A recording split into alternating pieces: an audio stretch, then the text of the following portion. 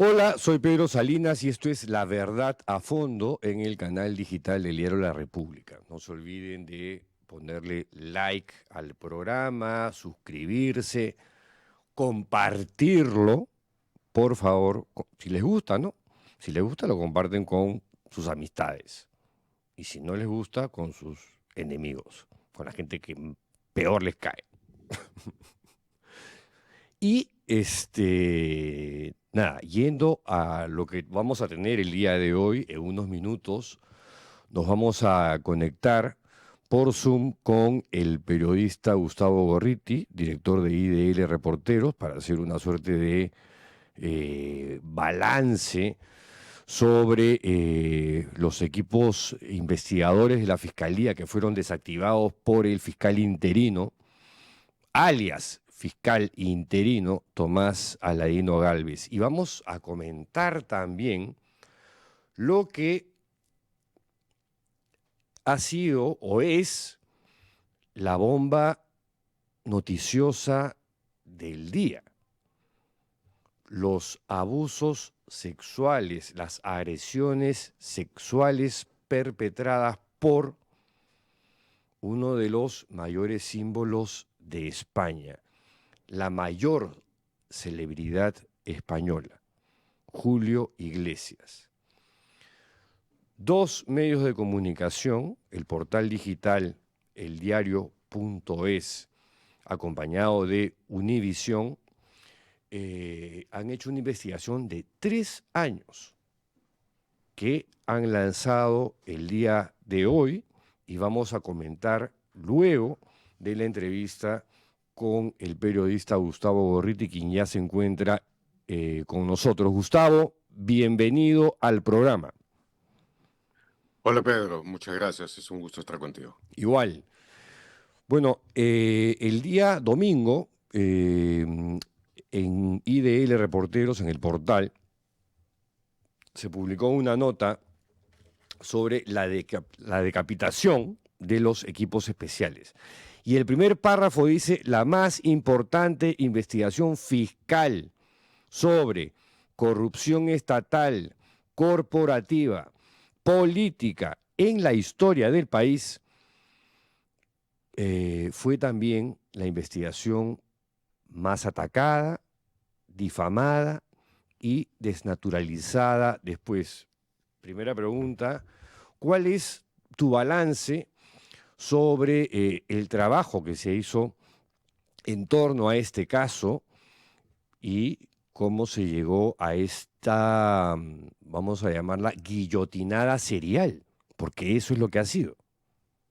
Sí, eso es exactamente lo que ha sido y debo decir que aunque el aspecto central de la nota que sacamos se refiere al equipo de investigación del caso Lavallato, sin embargo, son varios los equipos especiales que han sido desactivados, o decapitados más bien.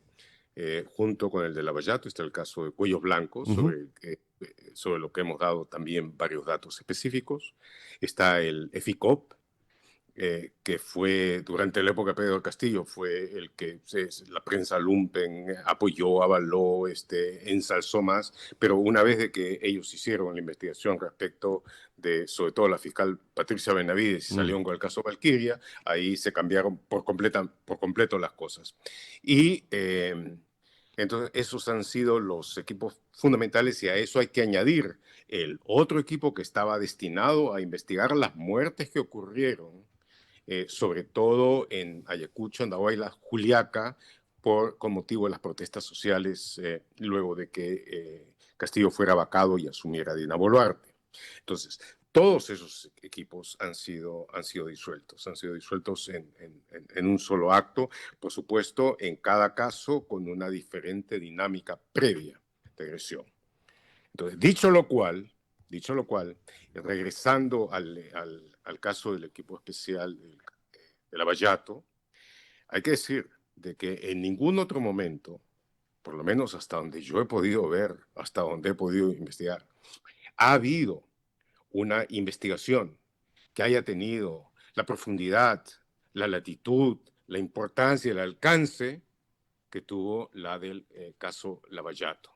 Se puede hacer una comparación, por ejemplo, con las investigaciones anticorrupción que sucedieron luego de la caída del régimen de Fujimori y Montesinos, donde también salieron a la luz una gran cantidad de casos de corrupción. Pero si tú haces una comparación lado a lado sobre los alcances que tuvo, sobre las reparaciones que se consiguieron, sobre el número de confesiones que hubo lugar, pues definitivamente no hay comparación.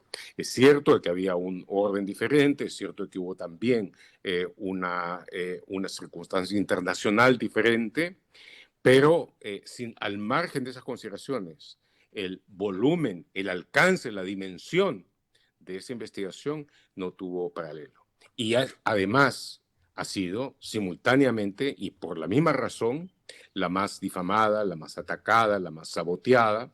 Y finalmente, cuando se ha logrado subvertir por completo los organismos del sistema fiscal, judicial, la Junta Nacional de Justicia, el Tribunal Constitucional, etcétera, se ha hecho ya todo lo necesario a partir de una ofensiva generada, manejada desde el Congreso para terminar con estos equipos especiales. El silencio administrativo, sepulcral, de los fiscales Pablo Sánchez, Zoraida Ábalos y Juan Carlos Villena, luego de todo este escándalo que ha terminado con la toma, el asalto al Ministerio Público. ¿Cómo lo explicas? ¿Cómo lo interpretas? Hay muchas razones y muchas de ellas tienen que ver con largas patologías funcionales dentro de la Fiscalía de la Nación, dentro del Ministerio Público, toda una serie de acciones que se llevaron a cabo, en fin, pero en lo fundamental yo creo que esto ha sido porque tanto Zoraida Ábalos como Pablo Sánchez han sufrido muchos ataques, han sufrido mucho contraste personales y están a punto de jubilarse. Están a punto de jubilarse en el momento en el que el Congreso ha perpetrado su última gran ofensiva, que ha sido la llamada comisión investigadora dirigida por el congresista Alejandro Muñante, donde básicamente se pide de que ellos sean acusados penalmente, que el Congreso eventualmente ordene al Poder Judicial, a la Fiscalía del Poder Judicial, que los acuse penalmente. Entonces, yo tengo la impresión de que ellos no han deseado enfrentar esa campaña, mucho más, y eso lo desarrollamos en la nota que hemos hecho, es una nota larga, como no podía ser de otra manera, de los cambios internos que ha habido en estas semanas, en estos meses, en la Fiscalía de la Nación, en los cuales Tomás Gálvez se ha aproximado mucho tanto a Zoraida Ábalos como a Pablo Sánchez. A Pablo Sánchez lo homenajeó develando un cuadro, una acuarela de él, y respecto a Zoraida Ábalos, públicamente le pidió disculpas, dijo que él había aprendido mucho de esto, que él además se había convertido ya a la misma fe que profesa Zoraida Ábalos, ambos protestantes, y de que dentro de eso, de que él pedía perdón, pedía disculpas si en algún momento se había excedido en sus expresiones y todo aquello. Entonces, yo creo de que ese intento de apaciguar, de calmarlos y básicamente de hacerles saber de que en sus últimos meses en la Fiscalía de la Nación, en el Ministerio Público, van a poder tener en él a una persona que los va a buscar de defender de los excesos agresivos que pueden llegar a otros lados, pues creo que ha sido un factor. En cuanto al fiscal Villena, no lo sé. Yo tengo la impresión de que obviamente se siente bastante solo en esta circunstancia. Los fiscales Rafael Vela y José Domingo Pérez, que han sido demonizados, satanizados, han recibido unas campañas estercoleras durante años, Sí. ¿estuvieron a la altura del encargo o no? En tu opinión. De llevar a cabo la investigación del caso Lavallato, Sí. pues claro que sí. Claro que sí, y sin duda alguna. Ambos llevaron a cabo con entrega de sus mejores talentos y de su mejor disposición dentro de los medios que tenían una investigación lo más profunda posible.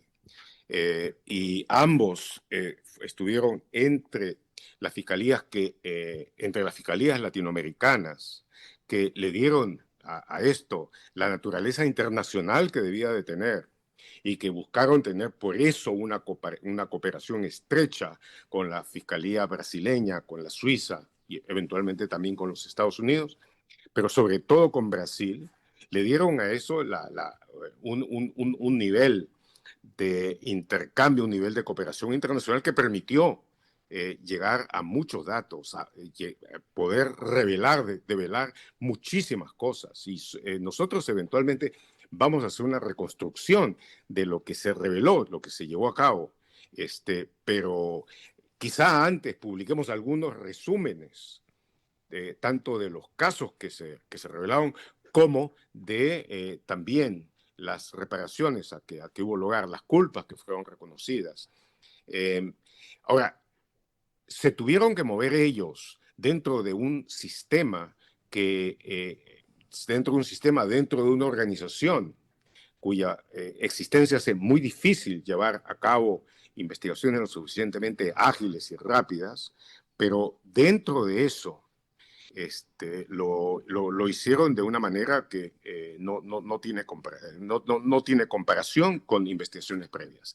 Y hay que recordar, Pedro, de que una buena parte de la contraofensiva eventualmente se dio desde dentro del Ministerio Público, desde dentro de la propia Fiscalía, y de que fueron no solamente se hizo investigaciones, algunas que repetían, otras que se había hecho anteriormente y que sin embargo se permitió que continúen, como del otro lado también de la llamada Autoridad Nacional de Control del Ministerio Público, al mando de Fernández Gerí, una persona sobre la cual existieron colaboraciones eficaces que hablaron de que el hecho de que él entró con una disposición básicamente también de hacer una ofensiva y destruirlos.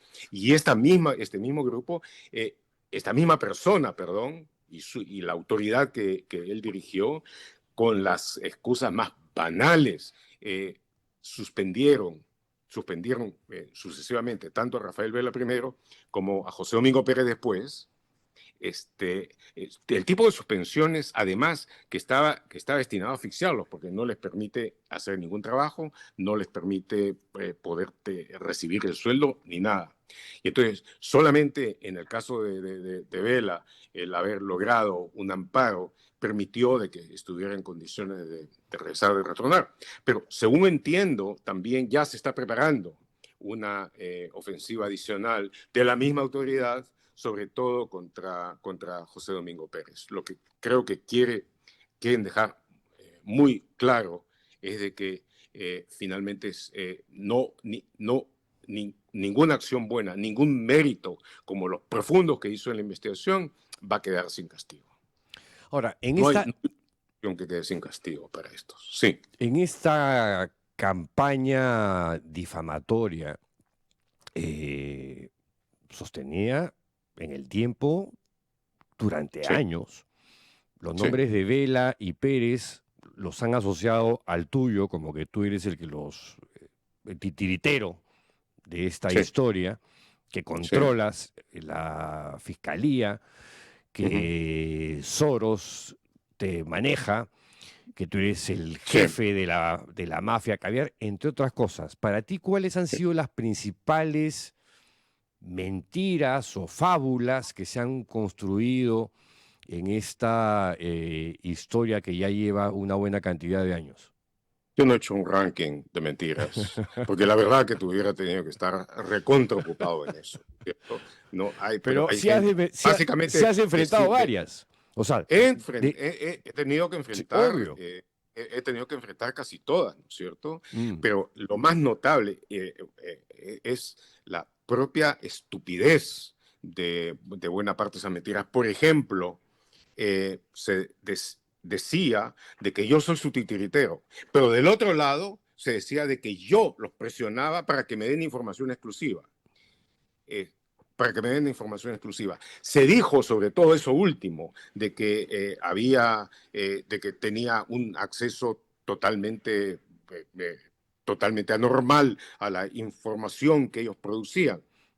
Pues, y dejaron de lado de que IDL Reporteros y yo, como director de IDL Reporteros, empezamos la investigación del caso de Lavallato varios años Antes, mucho antes. antes que la fiscalía. Eso la gente se ha Antes que olvidado. la, muchos antes que la fiscalía y mucho antes de que Rafael Vela y Mm. José Domingo Pérez miraran el caso. Tal cual.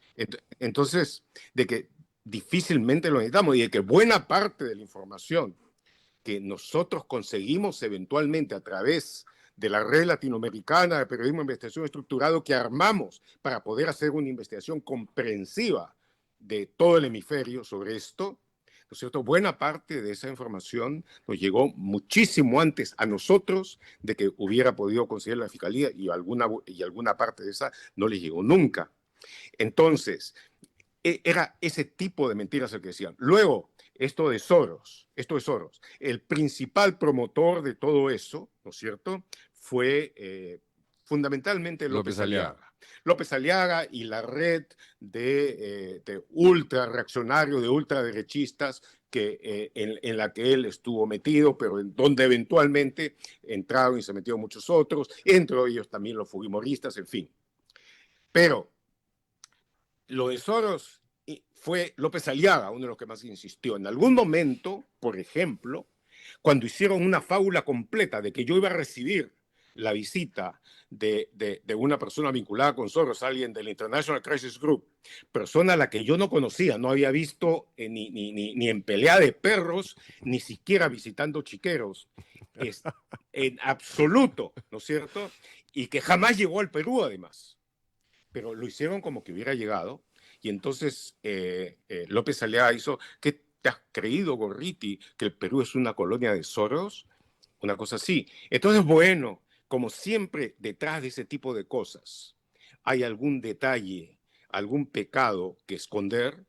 Una investigación nos permitió saber de que la persona que había hecho negocios con la parte empresarial comercial de Soros fue Rafael López Aliaga.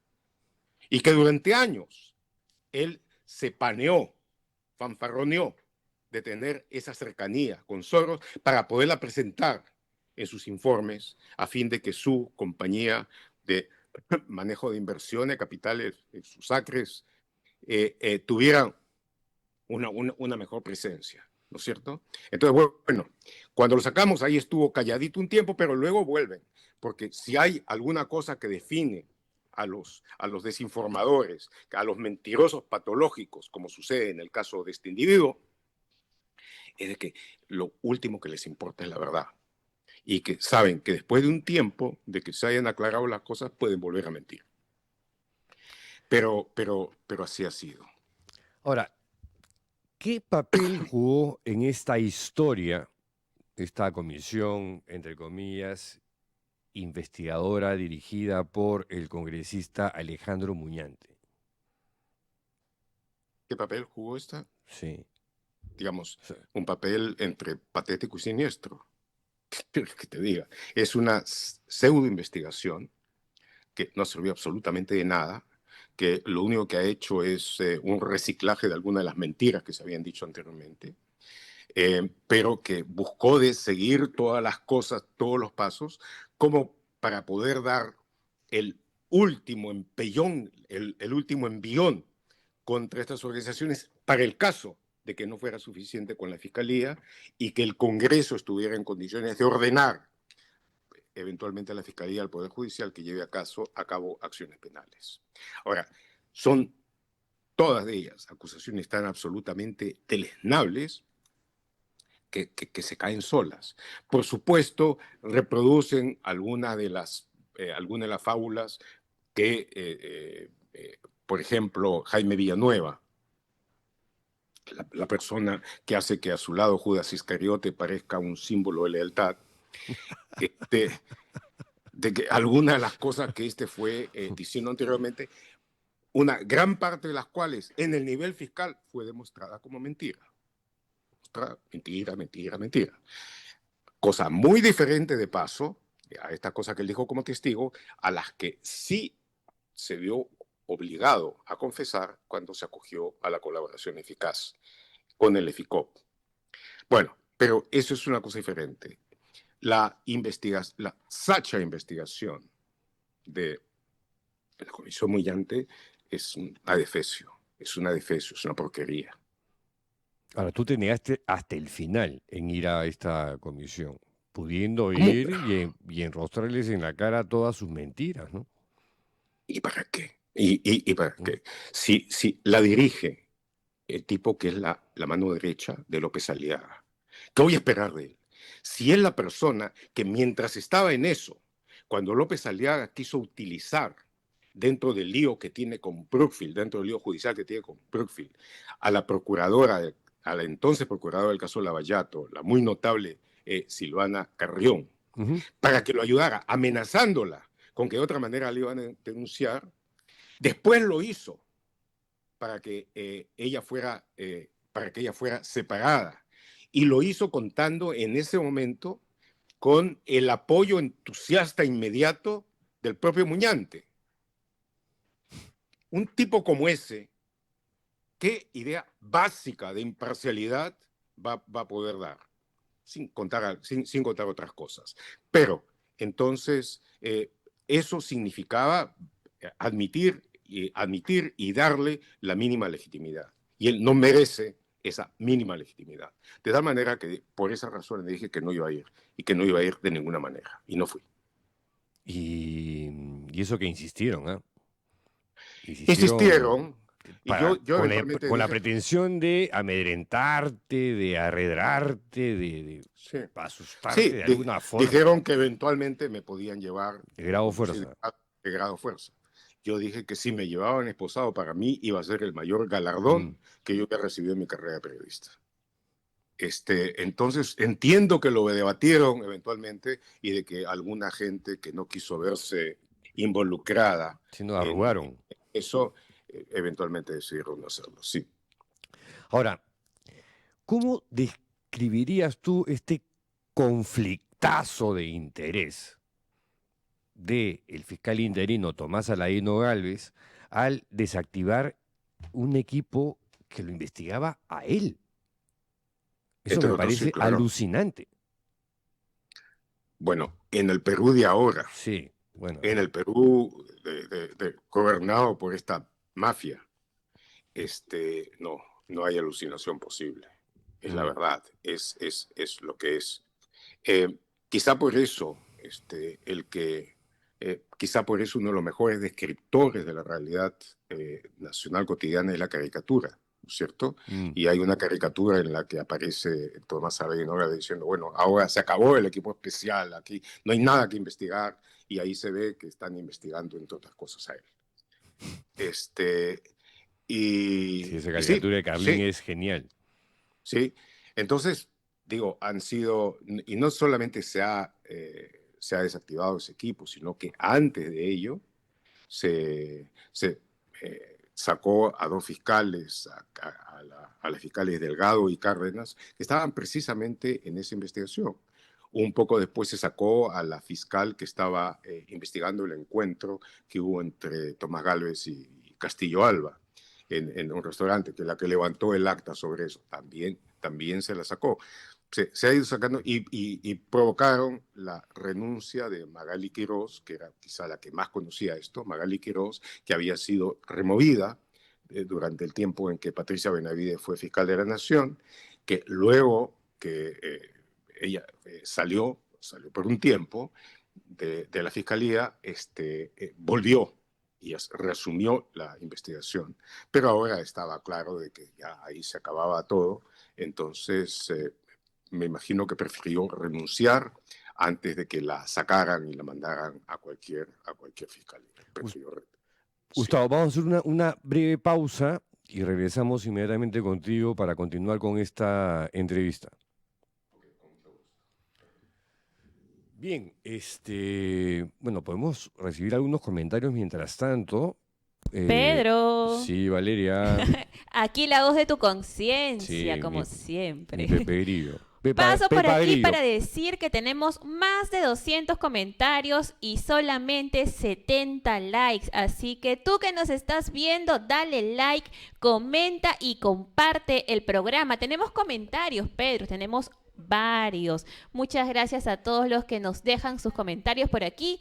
Pedro Oswaldo te saluda, dice, hola Pedro, buenas tardes. Hola Tocayo, buenas tardes.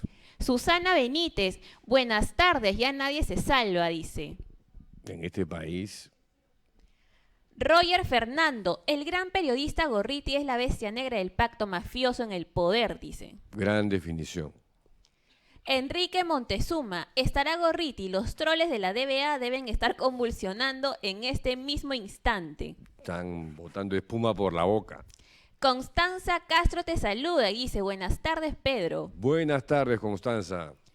Claudia Hidalgo dice, muy buenas tardes mi querido amigo Pedro, Valeria y equipo de La Verdad a Fondo Audiencia. Oye, estamos con seguidores, ¿ah? Hola Claudia, ¿cómo estás? Obvio que sí, muchísimas gracias a todos los que se conectan todos los días de lunes a viernes a las 12:30 aquí a La Verdad a Fondo. Flor de Azalea dice, buenas tardes, buenísimo invitado Pedro, gracias señor Gorriti, gracias por esas magníficas columnas como siempre aclarando y quitando caretas a los delincuentes en el poder. Totalmente de acuerdo. Raquel Díaz te sigue saludando, dice, buenas tardes, saludos siempre admirando a Gustavo Gorriti, al siempre admirado Gustavo Gorriti. Claudia dice, ya no saben qué inventar estos corruptos para desprestigiar a sus enemigos, pero ya sabemos la verdad. Eso es lo más importante. Raquel Díaz dice, los corruptos siempre atacaron a Gorriti porque los expone, a diferencia de otros periodistas, entre comillas, que son cortesanos con el poder. Con el poder, con la plata. Y algunos se han convertido en sicarios y plumíferos despreciables, que alguna vez parecía que podían hacer algo en este gremio, pero en estos tiempos recios y oscuros que estamos viviendo, la verdad que a veces uno se siente como en minoría, ¿no? Bueno, vamos a continuar la entrevista con Gustavo Gorriti. Queríamos simplemente escuchar algunos de los comentarios de nuestros seguidores. Gustavo, continuamos con esta conversación. Gracias por tu tiempo nuevamente. Con mucho gusto. El equipo de FICOP, ¿qué cosa es lo que para ti logró visualizar, exponer, exhibir, por ejemplo, con la Operación Valquiria? Pues logró muchas cosas y pudo haber logrado muchas otras más. Recuerda de que uno de los primeros logros investigativos que salió a la luz con la colaboración eficaz, reitero, colaboración eficaz en clara diferencia de testimonio de Jaime Villanueva cuando fue arrestado, mostró lo que había sido una suerte de acuerdo previo a que Patricia Benavides asuma la Fiscalía de la Nación con dos de las personas que llevaron y condujeron eso, Hernán Garrido Leca y el abogado Aullón, para que ella procediera eventualmente a acusarlos, a acusar a ambos, a Rafael Vela, a José Domingo Pérez, de quienes había declarado antes a completa admiradora y seguidora, como fue, por supuesto, con mucha mayor intensidad el caso de Villanueva, a fin de poderlos sacar del caso y de llevar a cabo toda una serie de acusaciones. También mostraron las coordinaciones que se hizo para ese efecto con con Fernández Gerí, de la Autoridad de Control del Ministerio Público. Eso entre muchas otras cosas.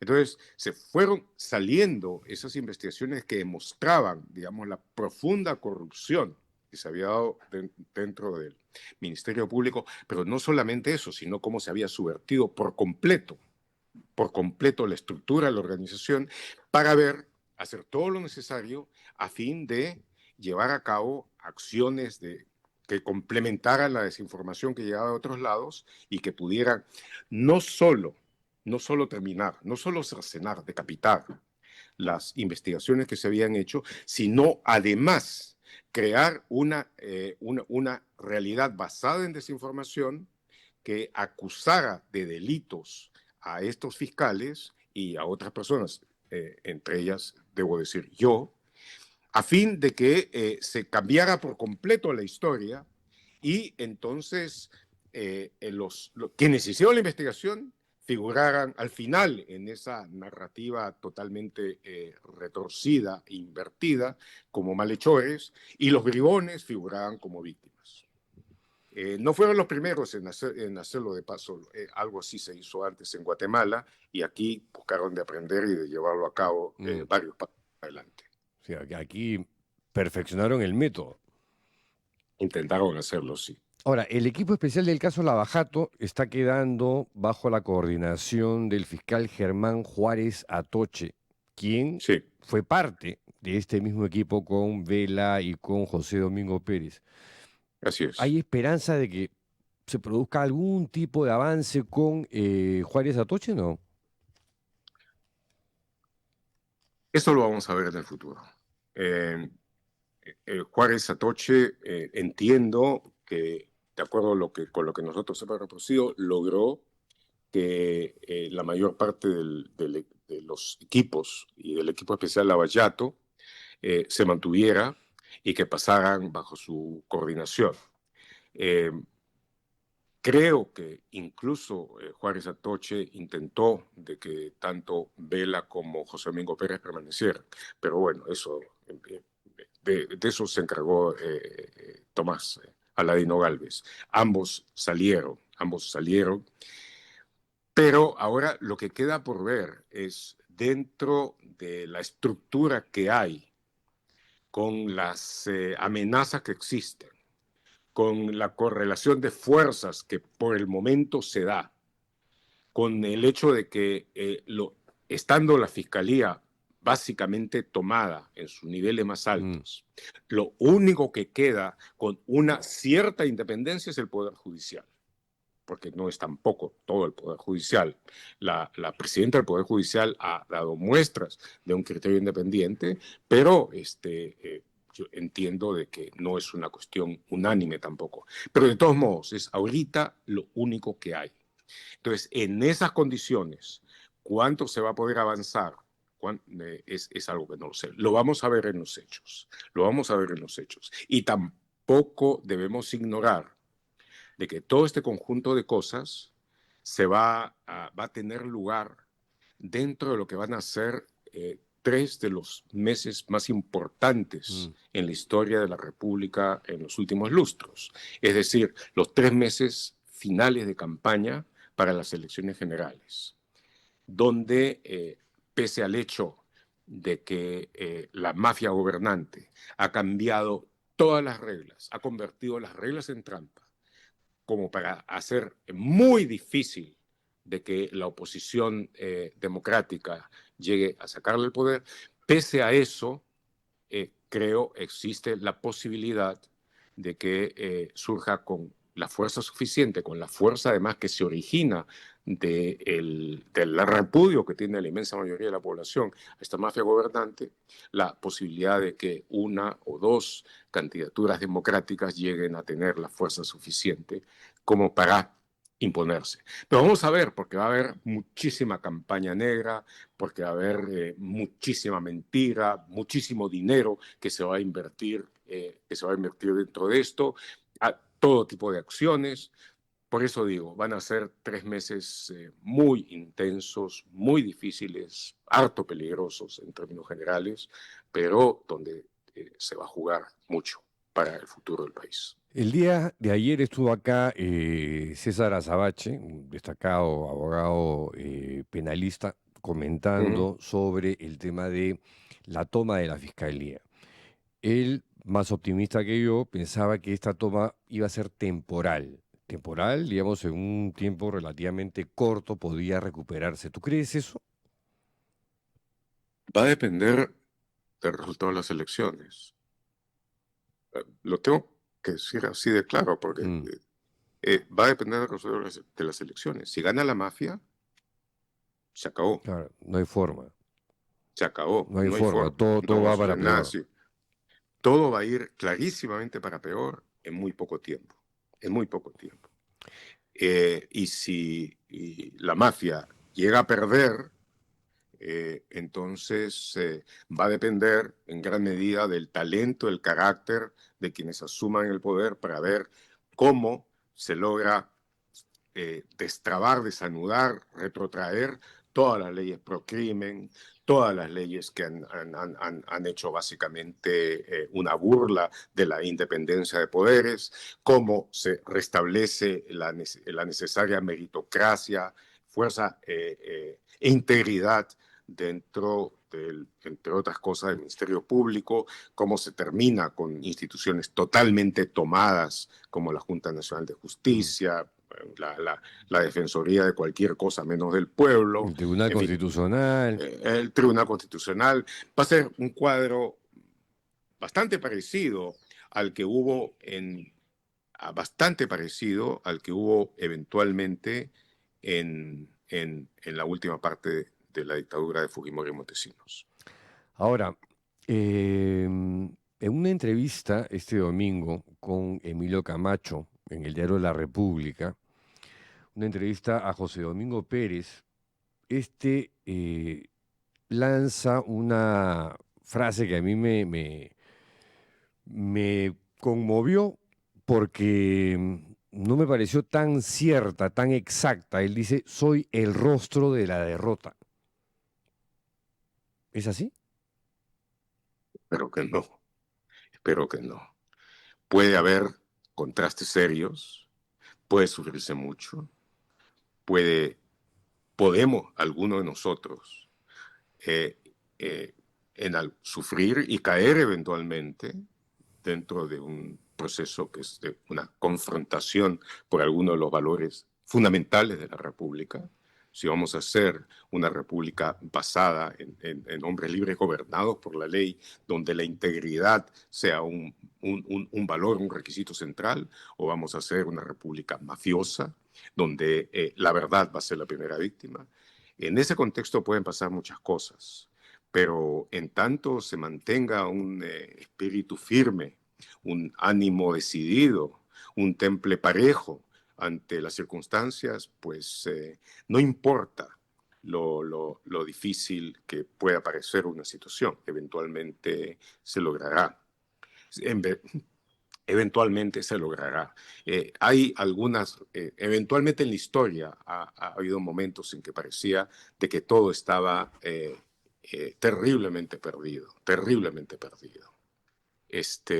Y quienes sostuvieron y mantuvieron los principios, quienes mantuvieron la decisión, el valor de hacerle frente a eso, eventualmente lograron imperar y lograron hacerlo. Tengo presente en este momento lo que fue, por supuesto, la lucha contra la bestia nazi en la Segunda Guerra, donde por momentos parecía de que eran resultados que no se iba a poder cambiar jamás. Sin embargo, se cambiaron. Y como lo escribió el poeta Hirsch Glick, que hizo el famoso himno de los partisanos judíos, el sol del mañana dorará nuestro presente y nuestros enemigos se esfumarán con el ayer. Bonita frase, ¿eh?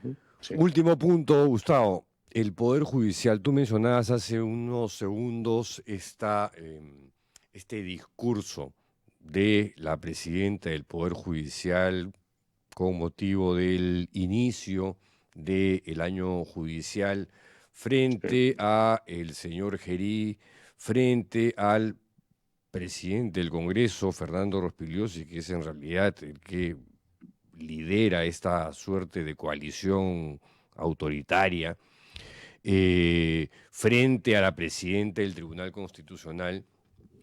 Y lo que dijo realmente me impresionó por la valentía, el coraje, la claridad en los principios y defendiendo a aquellos magistrados que ponían por delante principios constitucionales antes que normas que pretenden favorecer la impunidad.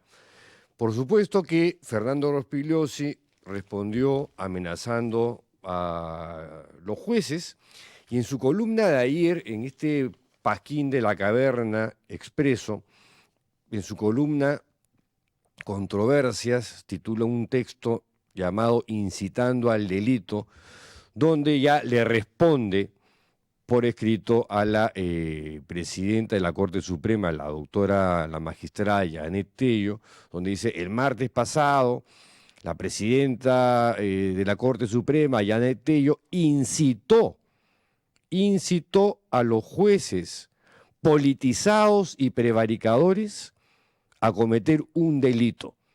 Ella explícitamente defendió a los magistrados corruptos que, abre comillas, inaplicaron las leyes que consideraron inconstitucionales, es decir, cumplieron con el deber de aplicar el control difuso, cierra comillas. Y más adelante dice: se requiere no solo una reforma del sistema judicial, hay que barrerlo como hizo Nayib Bukele en El Salvador, expulsando a 1/3 o más de magistrados. Y remata diciendo: esas leyes, o sea, en alusión a las leyes procrimen, que la mafia caviar denomina procrimen, son las que sirven para luchar con firmeza contra la delincuencia. Sí, mira, todo lo que ha logrado, todo lo que ha logrado en su lucha firme contra la delincuencia, ¿no es cierto?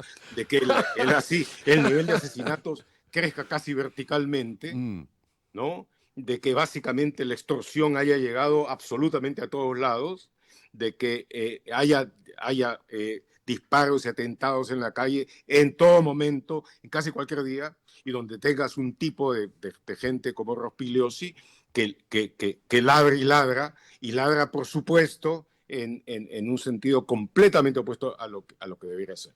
Mira, respeto cualquier cosa que diga Rospigliosi ahora, ¿ok? La única respuesta que yo creo valdría la pena encontrar es sacar de toda la cantidad inmensa de cosas que escribió Rospigliosi cuando era la misma persona, que lleva el mismo apellido, etcétera, etcétera, pero era otro, ¿no es cierto? Sí. A fines de los años 90, en la primera parte de este siglo, sobre las mismas cosas, sobre los mismos hechos, sobre los mismos argumentos que otros mafiosos antes que él, en la última parte del gobierno, en la época de la prensa chicha, en la época de los ataques calumniosos, dijeron, y lo tuvieron a él, por supuesto, también en alguna medida como objetivo. Entonces, Rospigliosi es el archirrenegado de la historia. Hay poca gente que haya pasado con tal furor, con tal rabia de un lado al otro. De tal manera que casi cada cosa que dice Rospigliosi parece destinada a tratar de romper, morder, liquidar todo lo bueno que hizo en el pasado. Increíble, todo lo ¿no? bueno que hizo. Increíble. ¿Lo ha explicado alguna vez? No. No. ¿Lo ha podido hacer alguna vez? Sí, ha tratado de decir, no, en el fondo soy el mismo. Sí, claro, el mismo, ¿no es cierto? Sí, claro. No, pero el DNI es el mismo. Ese no ha cambiado. El DNI es el mismo, aparentemente, sí, pero el cambio en todo lo moral, en todas aquellas cosas contra las que luchó, y no se diga solamente con opinión, sino también con investigación, y con una investigación a fondo en muchos casos, ¿no es cierto? Ahora son las cosas por las que él diría de que a ese integrante, señalándose a sí mismo en el pasado, que es integrante de la mafia caviar, sí, hay que barrerlo. Tal cual. ¿No? Entonces, ¿Cómo se ha llegado a eso? ¿Cómo se ha llegado a una circunstancia en la que una persona que obviamente merece un estudio que ya está como en el caso algo diferente en cuanto pero en cuanto a extremos, pero no en cuanto a la disciplina? Yo creo que tanto él como López Aliaga lo que necesitan son exámenes psiquiátricos a fondo. Y no, ninguna cosa racional. Como digo, si uno tuviera que discutir las opiniones con Rospigliosi, bastaría con leer a Rospigliosi de fines del siglo pasado y comienzo este. No al Rospigliosi inicial, no al hipermarxista que se preparaba para la revolución armada, ¿no es cierto? No a él, digamos. Dejemos eso como pecado de juventud y pensemos de que el tipo maduro, el tipo que estuvo en APRODE, ¿no es cierto?, que tuvo programas radiales en APRODE, que escribió sobre derechos humanos, que estuvo todo el tiempo muy cercano a aquello, que investigó buena parte de esos crímenes y todo. Que tiene un libro titulado El arte del engaño, que es extraordinario. Sobre todas estas cosas que hemos hablado ahora. Exactamente. Cómo se hicieron, de qué manera, cómo se demuestran, etcétera.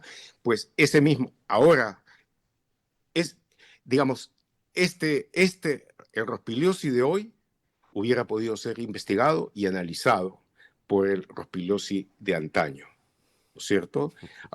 Porque el de ahora, lo único que le queda es básicamente esputar adjetivos, refiriéndose a Rospigliosi que fue. Pero como digo, a veces Isaac Deutscher, que fue el gran historiador de Trotsky, de varias cosas, una persona sumamente interesante, escribió un opúsculo que se llamó Herejes y Renegados.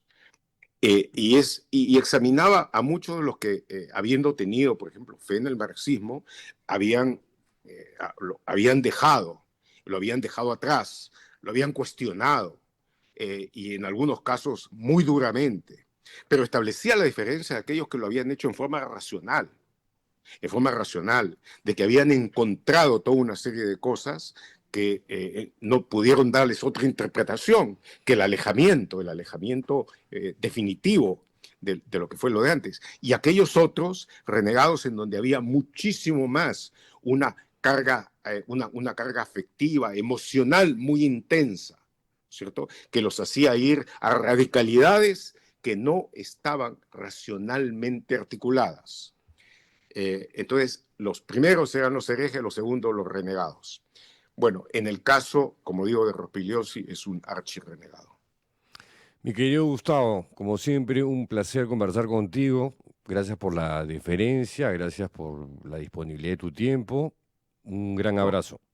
Un gran gusto, Pedro. Abrazo para ti. Que vaya todo muy bien. Buenas tardes. Gracias. Fue Gustavo Gorriti, director de IDL Reporteros, y ahora, lo prometido, el portal digital español, eldiario.es, uno de los más leídos en habla hispana, en Europa,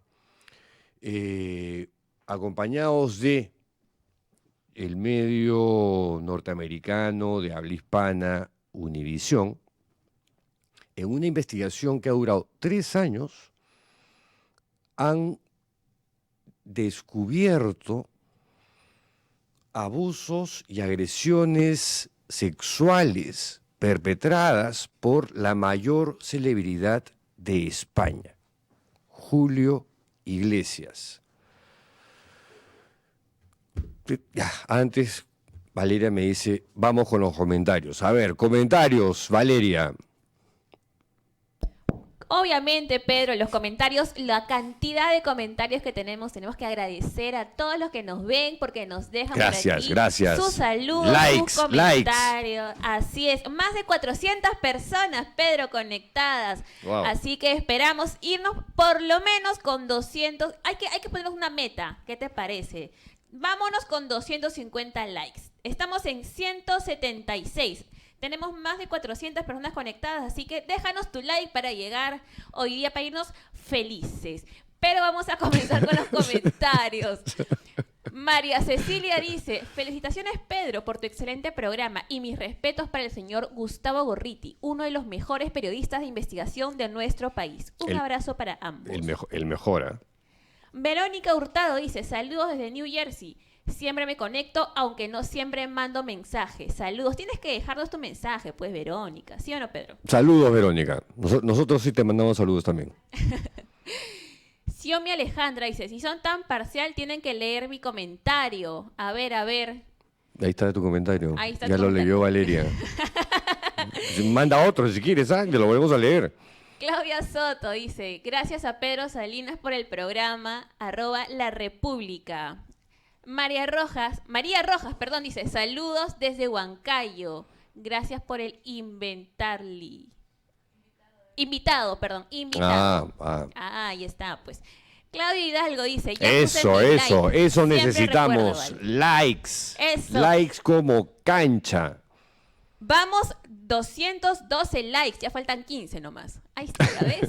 Pablo Pesca dice, pienso que la mejor forma de afectar a esta mafia que nos gobierna es llamarla por su nombre, mafia fujimontesinista. Magia fujimorista, punto. Montesinos ya no está acá. Susana Benítez dice, las votaciones son claves. Si renovamos ese congreso, les decimos bye bye a todas las instituciones copadas.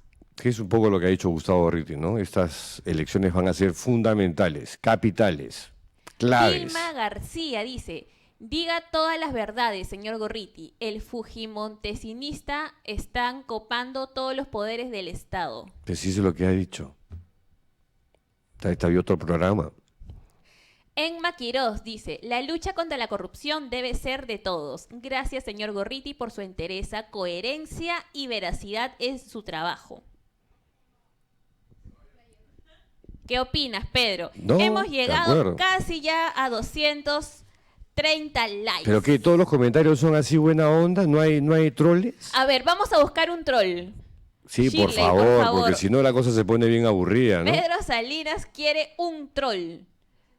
No, quiero 230 varios, likes. quiero varios. Invitamos a todos los trolls que nos comenten. Troles, ¿dónde están? Cuando yo hablaba del Sodalicium no saben la cantidad de sodatroles que tenía. Por Dios, Antes de me terminar el siento mal, ¿eh? programa, vamos a No, darle no, una última oye. chequeada. No, no. Antes. Ya, todavía no hemos terminado nada. Por eso, Valeria. antes de terminar Ya. lo vamos a leer. Invitamos a todos los trolls. Sí, por favor. O sea, si no van a poner like, pueden hacerla de acá. También tienen la opción de poner que no les guste el programa.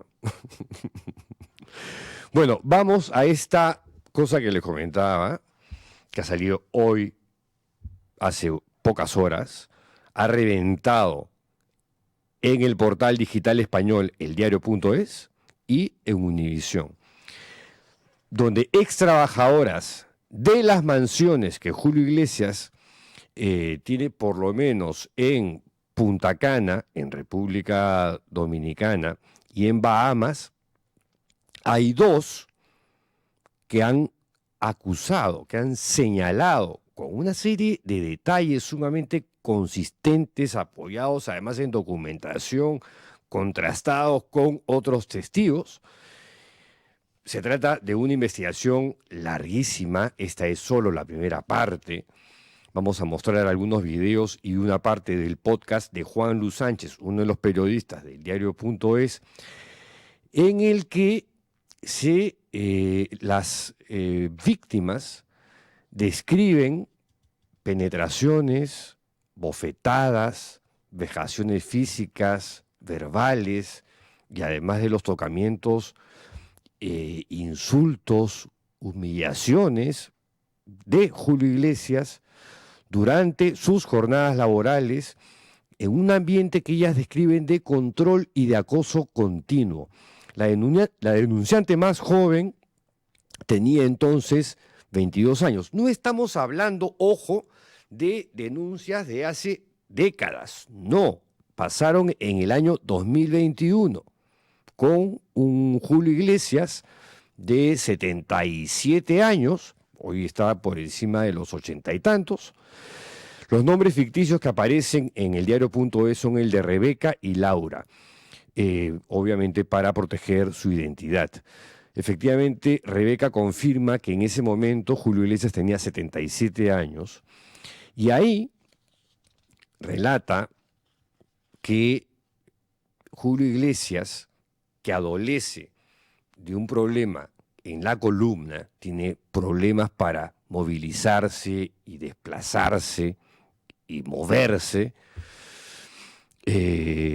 con una ciática que le produce por momentos muchísimos dolores, penetraba a sus víctimas con los dedos, de forma anal y vaginal, sin el consentimiento, obviamente, de sus víctimas.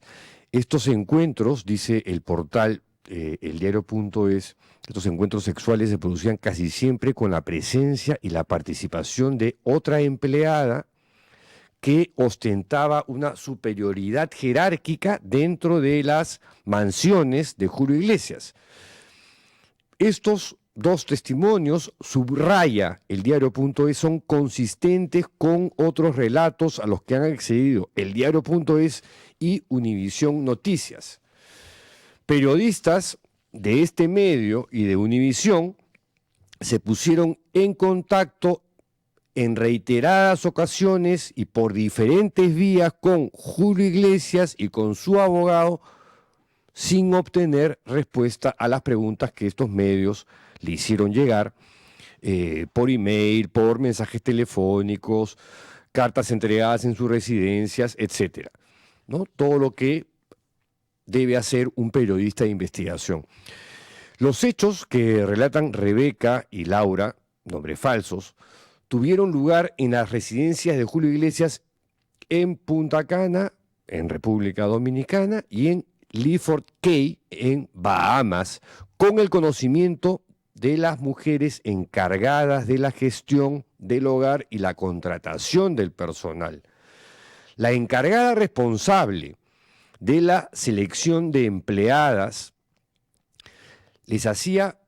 les pedía como requerimiento, alucinen esto, reconocimientos médicos que incluían exámenes ginecológicos, pruebas de enfermedades de transmisión sexual, y estos análisis se habrían realizado en el año 2021, concretamente en el mes de junio del 2021, porque esto está confirmado por la documentación a la que ha tenido acceso el portal español eldiario.es.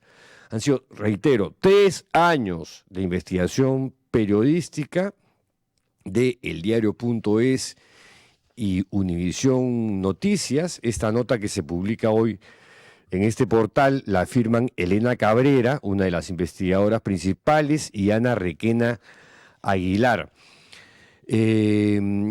Durante estos 3 años de investigación han contactado con 15 extrabajadores de Julio Iglesias, incluyendo personal doméstico, otros profesionales especializados que trabajaron en diferentes periodos, momentos, de los años 90 hasta el año 2023, en las casas del cantante, en República Dominicana, en Bahamas y en España, donde tiene otras residencias. Estas entrevistas lo que describen son las condiciones de aislamiento que tenían a estas chicas jóvenes, los conflictos laborales, la estructura jerárquica del personal y la tensión ambiental permanente que generaba lo que describen como un carácter irascible y furibundo de Julio Iglesias. Reitero, cuando uno lee el informe, uno puede constatar claramente que son testimonios fiables, consistentes, estables, verosímiles y coincidentes. Son declaraciones que han sido contrastadas además con abundantes pruebas documentales, como por ejemplo fotografías, registros de llamadas, mensajes de WhatsApp, visados, informes médicos, entre otras cosas. A las residencias de Julio Iglesias las llamaban las casitas del terror. Es más, es el título del podcast de Juan Luis Sánchez, uno de los periodistas principales del diario.es, y es también, sí, yo lo sé, ahorita vamos con eso, pero déjenme terminar el contexto para que se entienda mejor lo que vamos a ver a continuación. Según un documento al que han accedido el diario.es y Univisión Noticias, el número de empleados de Julio Iglesias en agosto del año 2023, por ejemplo, ascendía a 16. Julio Iglesias, según esta investigación, ejercía un poder absoluto, tiránico y de depredador sexual a través del miedo. Uno de los testimonios dice, amenazaba con despedirte y constantemente te recordaba que estar trabajando para él era lo mejor que te había pasado en la vida, porque él era Julio Iglesias, la celebridad más importante de España. En lo personal, en los ámbitos cerrados y a veces en grupo, les hacía este tipo de preguntas. ¿Cuándo te venía la menstruación? ¿Te quitaba el teléfono para ver tus mensajes? Laura, por ejemplo, recuerda, porque los lugares donde están las residencias de Julio Iglesias, las fotos son impresionantes, porque son lugares literalmente paradisíacos.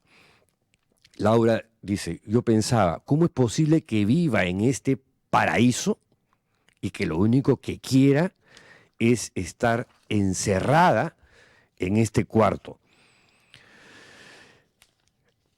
Otra de las cosas increíbles del reportaje es que el sistema de selección de personal comenzaba con anuncios en redes sociales en los que se ofrecía trabajo doméstico con alojamiento incluido, dirigido, adivinarán, a mujeres jóvenes, guapas, de 25 a 35 años, y el trabajo literal es con dormida, o sea, lo que se decía acá, con cama adentro.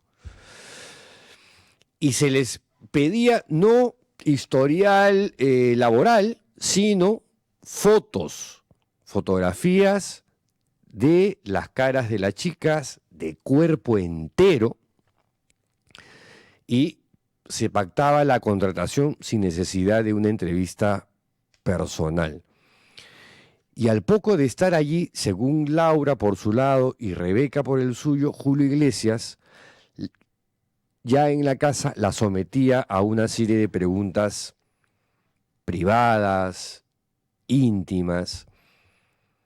¿Te gustan las mujeres o te gustan los hombres? ¿Te gustan los tríos? ¿Te has operado los pechos? Y en algunos casos les pedía verles los pechos o se los tocaba. El diario.es ha propalado el día de hoy algunos de los videos que son propiedad de Univisión, porque ambos han trabajado mano a mano en este asunto durante los últimos 3 años. Vamos a propalar solamente 2, con los créditos respectivos de Univisión. Estoy diciendo que la investigación la ha hecho el diario.es. Y tenemos un extracto de la primera parte del podcast que ha salido el día de hoy de Juan Luis Sánchez, que tiene un podcast que se llama Un tema al día, que si no lo han escuchado se lo recomiendo porque es bastante bueno cuando trata temas internacionales, en el que entrevista a su compañera Elena Cabrera, que es una de las principales investigadoras de esta nota, que es la que firma además el reportaje de investigación y que presumo les va a traer bastantes problemas porque yo presumo que después de la publicación del día de hoy, Julio Iglesias va a decir, todo esto es una infamia, ¿no? La típica, todo esto es una campaña, sabe Dios de quién, y así. Bueno, vamos a leer ahora sí con los videos de Univisión y eldiario.es. Nosotros llegamos a esta historia gracias a que en eldiario.es recibimos un correo anónimo de una persona del entorno de las trabajadoras de la casa de Julio Iglesias en República Dominicana, que nos dice que nos quiere contar una historia. Sencillamente empezamos a tirar de ese hilo hace más de 2 años. La aproximación a las trabajadoras con las que hemos podido hablar y que nos han prestado sus testimonios sucedía en algún momento de su jornada laboral, cuando había cierto momento de intimidad o de soledad. Este momento podía ser cuando él las acercaba a las casitas en las que dormían en un carrito de golf, que es el que suele utilizar en todas sus casas para desplazarse, ya que él tiene bastantes problemas de movilidad. Estos mismos problemas llevan a la encargada de la casa a pedir a las empleadas de la limpieza o de la cocina que acompañen a Julio Iglesias a bañarse al mar o a la playa. Ese es otro de los momentos de intimidad que él aprovecha para mantener conversaciones que tienen que ver con la intimidad y con el sexo, para hacer proposiciones de índole sexual. Estas proposiciones comienzan con preguntas como ¿te gustan las mujeres? ¿Te gustan los tríos? Y luego directamente les dicen, ¿participarías en un trío conmigo y con la encargada de la casa? O le dice, quiere que vengas a mi habitación esta noche, y no especifica exactamente para por qué. Esa petición entra dentro de una conversación que ya sobrepasa los límites habituales o normales, naturales, formales de una relación laboral. Cuando ellas dicen que sí, no saben a qué están accediendo. Y entonces la jefa explica, has accedido a mantener un encuentro con él y conmigo esta noche en su habitación. Esas son las declaraciones de la periodista Elena Cabrera de eldiario.es, una de las principales investigadoras de esta historia que, no me voy a cansar de repetir, les ha tomado 3 años.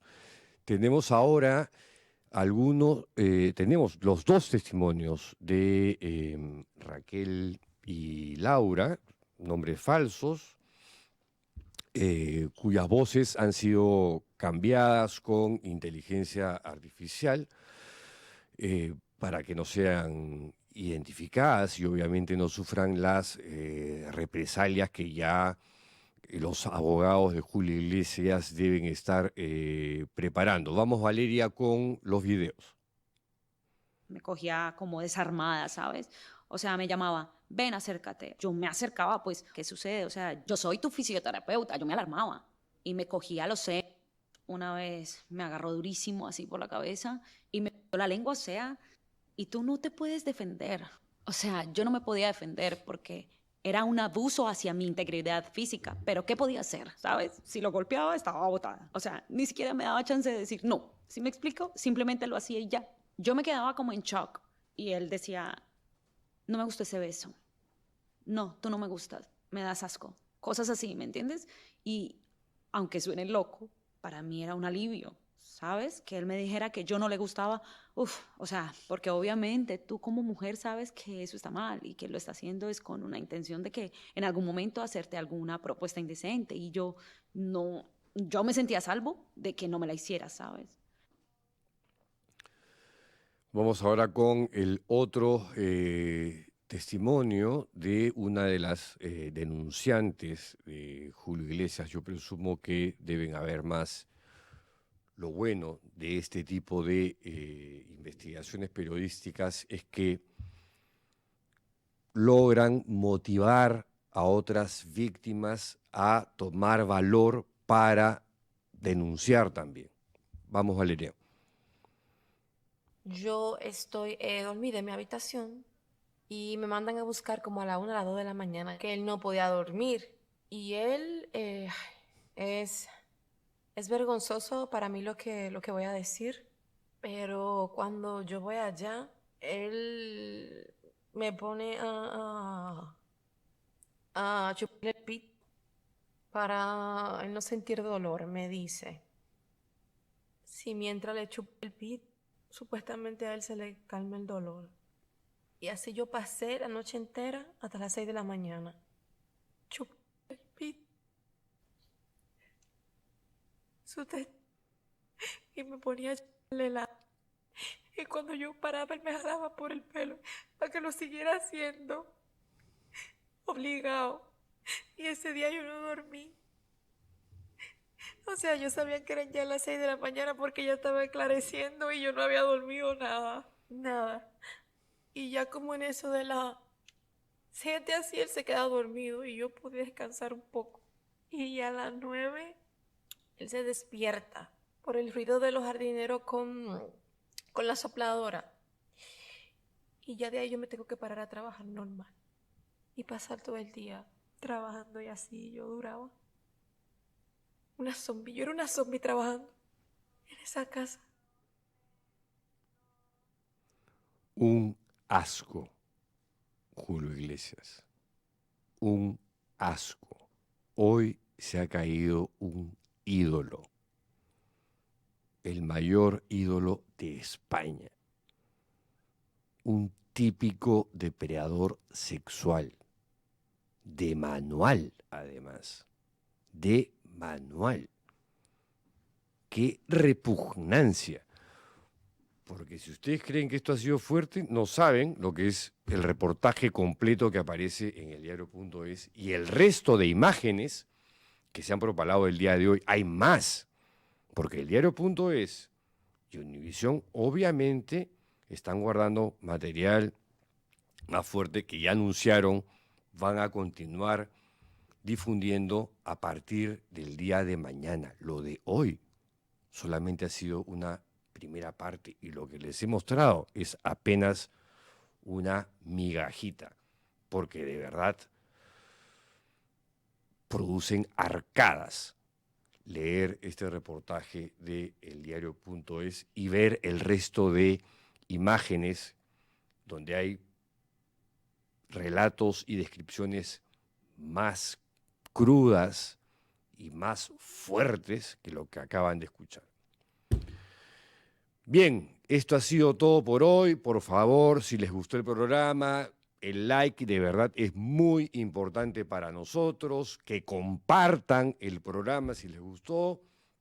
También es fundamental para la supervivencia de espacios como este. Hasta mañana. Chau.